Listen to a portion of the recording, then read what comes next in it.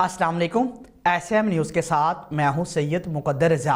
SM news studio में खुशामदीद। खबरों के सिलसिले को मज़ीद आगे बढ़ाते हुए खबर शामिल करते हैं कसूर से।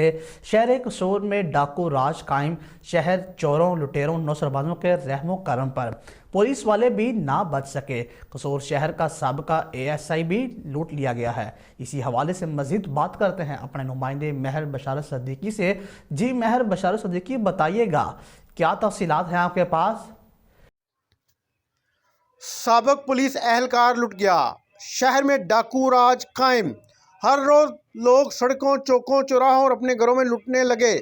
हालात यहाँ तक पहुँच गए कि पुलिस वाले भी गैर महफूज हो गए। रिटायर्ड पुलिस मुलाजिम साबक ASI कसूर मलक मोहम्मद सदीक गुज़िश्ता दिन नेशनल बैंक मेन ब्रांच कसूर से पेंशन लेने गए और बैंक से पैसे लेने के बाद एक रिक्शे में बैठ गए।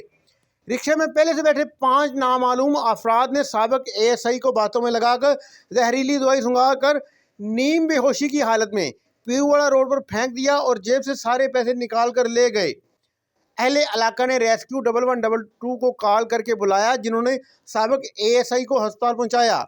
साबक ASI मलक मोहम्मद सदीक ने काफ़ी अर्सा कसूर पुलिस में रहकर लोगों की जानो माल की हिफाजत की है और उनकी नेक नामी अब भी लोगों को याद है। साबक ASI ने 30 साल सर्विस की है और अब काफ़ी ज़ईफ़ुल उम्र हैं और दिल के मरीज़ हैं और पेंशन के अलावा उनका कोई और ज़रिया मुआश नहीं है। साबक ASI व कसूर की सियासी सहाफ़ी बरादरी ने DPO कसूर से आज खुद नोटिस लेकर साबक ASI को इंसाफ दिलवाने की इस्तदा की है।